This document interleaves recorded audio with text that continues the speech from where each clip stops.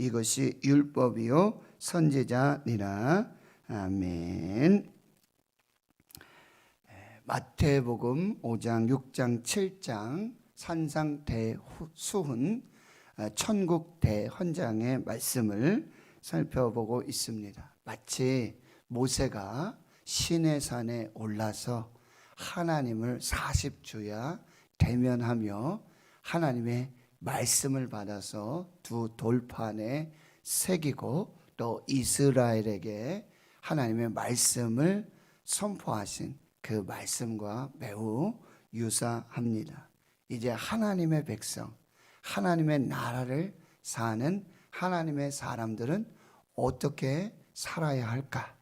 천국 대헌장의 말씀을 따라서 살아야 한다라고 하는 것입니다.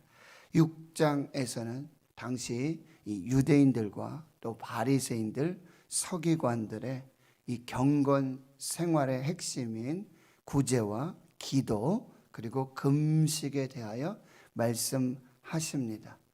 사람의 의를 드러내기 위해서 사람에게 보이려고 그렇게 열심을 내지 말고 하나님을 향한, 하나님을 위한 그런 열심과 또 열정이 되어야 한다, 이렇게 말씀하십니다.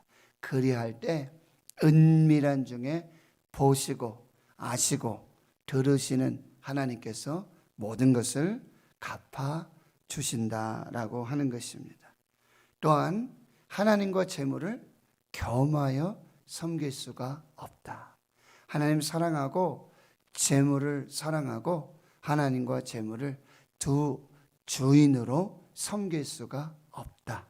하나님만 사랑하라. 하나님의 종이 되어라. 물질의 종이 되지 말고 하나님을 사랑하고 물질은 다스려라, 이렇게 말씀하고 있는 것입니다. 그리고 티테디오스, 염려에서 해방된 하나님의 사람으로 살라. 티테디오스. 그래서 염려를 먼저 하지 말고 염려를 묵상하지 말고 먼저 감사하라, 먼저 찬양하라, 먼저 기도해라. 우선 순위를 정하라. 하나님의 뜻을 따라서 먼저 하나님의 나라와 하나님의 의를 구하라. 그리하면 이 모든 것을 너희에게 더하여 주시리라. 내일의 시간과 내일의 모든 삶은 내 영역과 내 주권이 아니다. 하나님의 시간이고 하나님이 이루시는 하나님의 역사다. 하나님께 다 맡겨라, 이렇게 말씀하고 계십니다. 이제 오늘 7장에 와서 첫 번째 주시는 메시지는 뭐냐? 비판하지 말라. 비판하지 말아라. 재판장 노릇하지 말아라. 하나님은 유일하신 의로우신 재판장이시다. 너희가 심판자가 되지 말고 너희가 판단자가 되지 말아라. 그런데 우리는 참으로 비판받는 것, 판단받는 것 매우 싫어합니다. 불편해합니다. 그런데 다른 사람들은 쉽게 판단하고 쉽게 정죄하는 그런 재판장 노릇하기는 또한 좋아합니다. 이유가 무엇입니까? 나는 의롭다. 나는 꽤 괜찮은 사람이다. 소크라테스는 말하죠. 너 자신을 알라. 우리 자신을 한번 보십시오. 나 자신을 보십시오. 죄인 중에 괴수라고 사도 바울은 말하고 있지 않습니까? 나 자신을 아는 것으로부터 시작이 될 때 누구든지 판단할 수 없고 누구든지 정죄할 수 없다라고 하는 것입니다. 여러분, 바로 당신이야, 너야 라고 하는 이 판단의 손가락 하나는 상대방을 판단하고 있지만 나머지 세 손가락, 자신을 향하고 있다는 것을 꼭 기억하고, 그리고 이 손가락은 또 하나님을 향한 원망이 될 수도 있다는 거죠. 그렇다면 우리는 하나님께만 나 자신을 돌아보면서 그렇게 비판하고 판단하지 않도록 하나님 앞에서 축복하고 격려하고 세워주고 용기 주고 그러한 사람들이 되어야 한다는 거예요. 여기에 들보와 티를 비교하고 있는데요. 여러분, 들보 하면은 건축물의 이 가장 핵심, 중심이지 않습니까? 아주 기둥입니다. 그게 없으면 지붕을 올릴 수가 없어요. 집이 될 수가 없어요. 건축물이 될 수가 없어요. 그런 허물이 나에게 있는데, 상대방에게 있는 티 하나, 먼지 하나가 그렇게 크게 보인다는 거예요. 나부터 보면, 나를 보면 들보가 나한테 있는데, 이것을 우리가 잘 분별해야 된다는 거예요. 그래서 이제 여러분 3절, 4절, 5절에 보면 두 번째 주시는 메시지는 자신을 먼저 돌아보라는 거예요. 자신을 먼저 살피라고 하는 것입니다. 5절, 외식하는 자여 먼저 내 눈 속에서 들보를 빼어라. 그 후에야 밝히 보고 형제의 눈 속에서 티를 빼게 될 것이다. 이렇게 말씀하세요. 먼저 자신을 살펴라. 먼저 자신을 돌아보라. 거기에서 시작하라. 이렇게 말씀하고요. 6절에서는 이 거룩한 것, 또 진주로 비유되고 있는 하나님 나라의 복음을 말하고 있어요.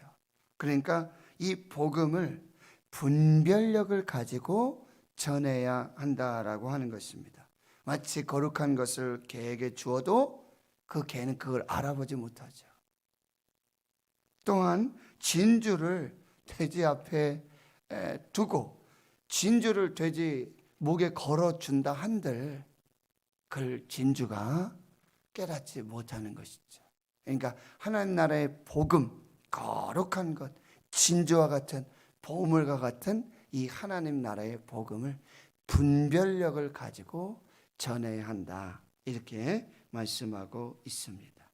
이제 7절 이하의 말씀에 보면 세 번째 주시는 말씀은 바로 하나님께 구하고 찾고 두드리면 반드시 응답 받는다는 말씀이에요. 구하라, 찾으라, 문을 두드리라. 명령형입니다. 그리고 현재 시제 명령형입니다. 이것은 뭐냐면 계속해서 반복해서 중단 없이 끊임없이 구하라, 찾으라, 문을 두드리라. 그리하면 하나님이 반드시 응답하신다라는 말씀입니다. 기도는 무한한 은혜와 능력이 저장되어 있는 하나님의 창고를 여는 열쇠다라고 토레이 목사님 말씀하세요. 기도는 무한한 은혜와 능력이 저장되어 있는 하나님의 창고를 여는 열쇠다. 창고가 단단히 닫혀 있는데요, 열쇠 자물쇠로 지금 열 수가 없는데 가장 좋은 방법은 무엇입니까? 열쇠로 열면 열린다는 거예요. 꼭 맞는 열쇠로 열면 열린다는 거예요. 그게 뭐예요?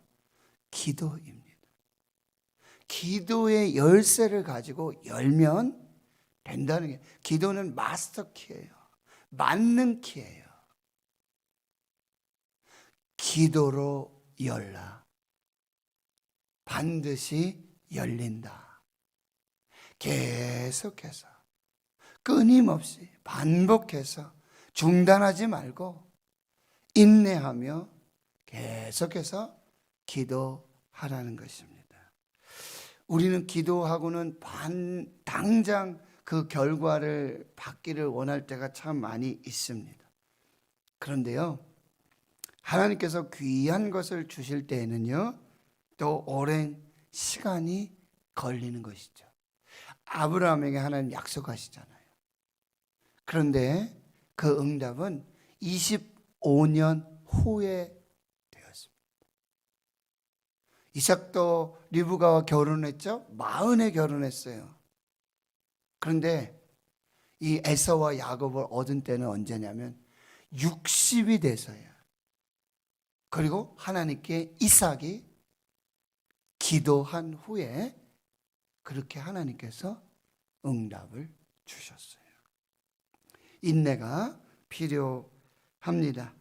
여러분, 기도는 자신과의 싸움인 동시에 시간과의 싸움이기도 해요. 하나님 뜻 안에서 예수님 이름으로 찾고 구하고 두드리면 하나님의 때에 하나님의 방법으로 가장 좋은 것으로 응답해 주심을 믿으시기를 축원합니다. 그 다음 말씀에 이렇게 되어 있어요. 8절에 구하는 이마다 받을 것이고 찾는 이는 찾아낼 것이고 두드리는 이에게는 열릴 것이다. 이렇게 말씀하세요. 이 말씀은 뭐예요? 첫 번째는 구하는 모든 사람들이 얻게 될 거예요. 찾는 모든 사람, 두드리는 모든 사람. 그러니까 누구든지 찾고 구하고 두드리면 응답을 받아요. 그런데 아까 말씀드렸죠. 현재형이고 명령형입니다. 구하다가 찾다가 두드리다가 멈추면 안 된다. 끝까지 구하는 이에게, 끝까지 찾는 사람에게 계속해서 중단 없이 인내하며 두드리는 사람에게는 반드시 하나님이 응답하신다는 거예요. 이것을 여러분이 꼭 기억하셔야 한다는 것입니다. 그리고 여러분 9절에 보시면은 이렇게 말씀하세요. 너희 중에 누가 아들이 떡을 달라 하는데 돌을 주며 생선을 달라 하는데 뱀을 줄 사람이 있겠느냐? 자, 질문 한번 드릴게요. 지금 아들이 떡을 달라고 있어요. 떡을 구하고 찾고 두드리고 있어요. 그런데 떡 대신에 돌을 주면 이게 됩니까?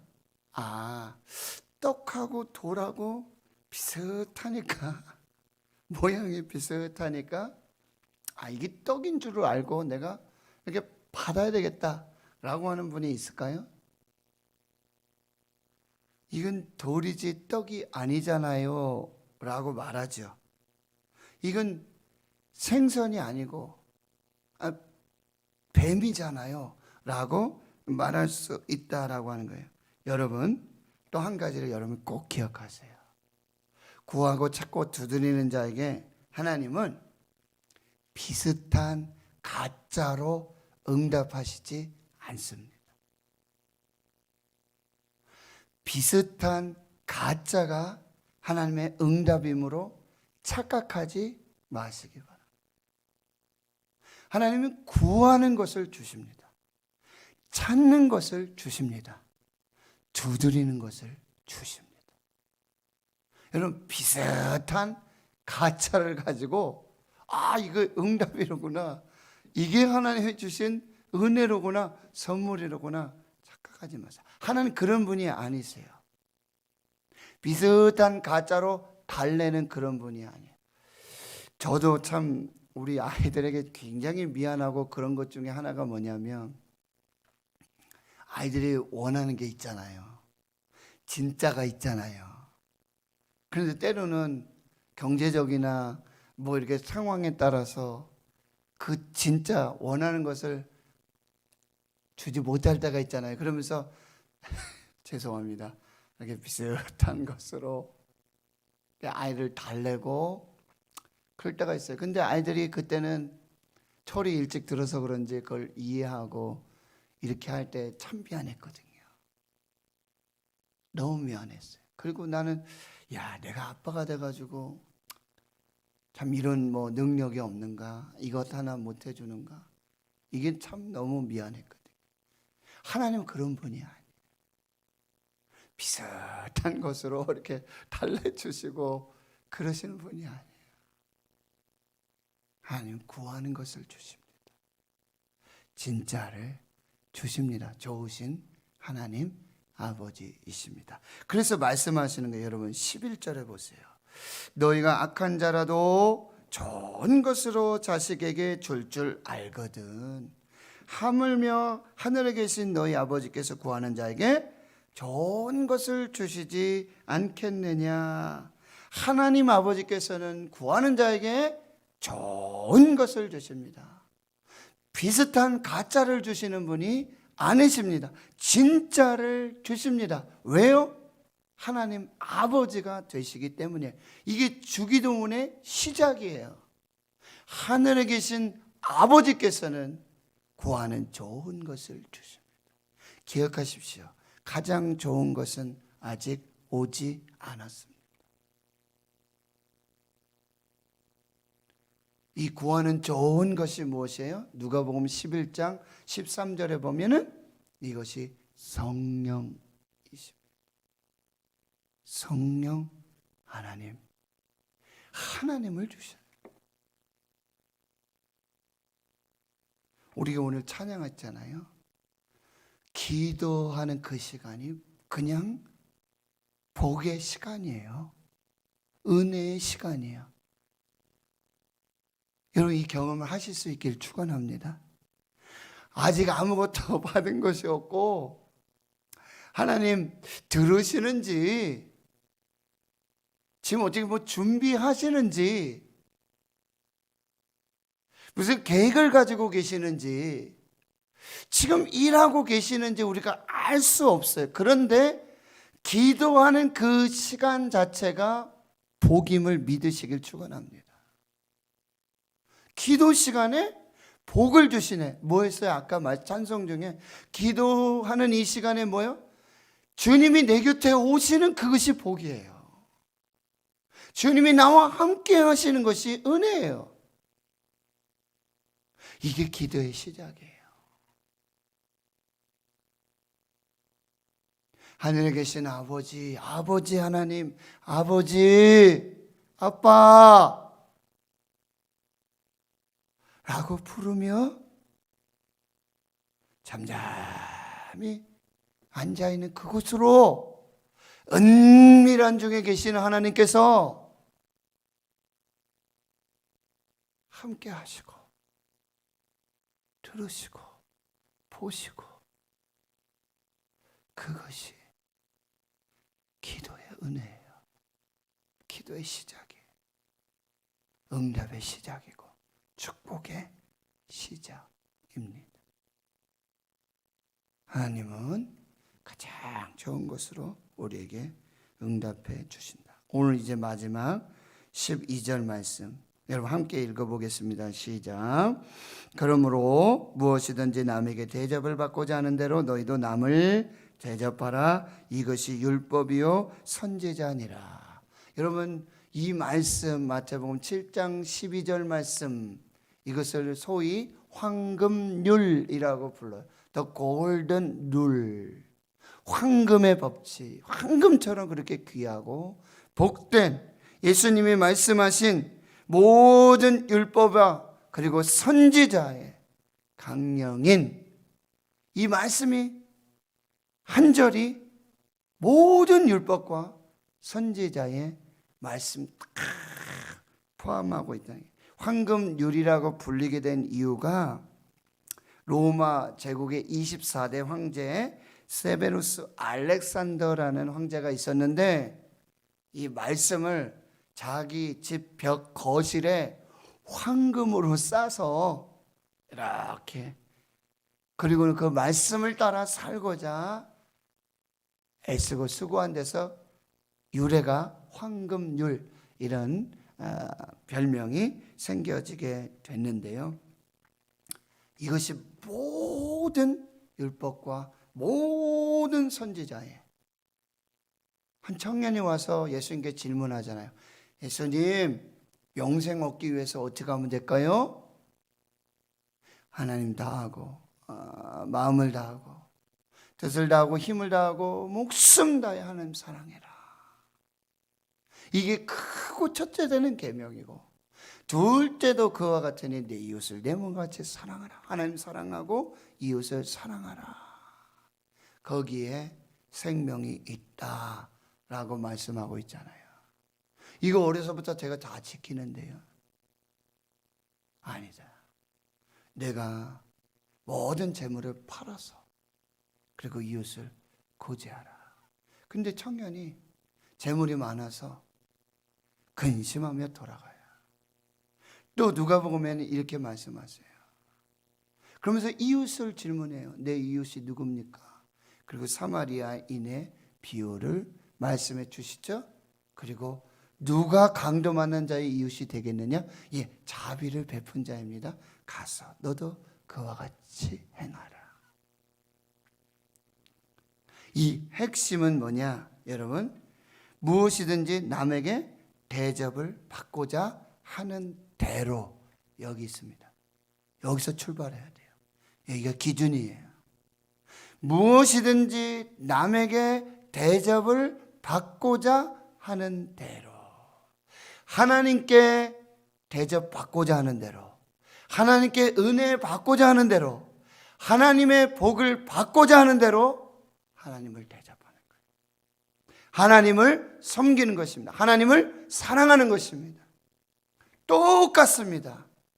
무엇이든지 남에게 대접을 받고자 하는 대로, 왕비 대접받고자 하면 비결은 간단합니다. 왕으로 대접하면 됩니다. 하겔미 사모님,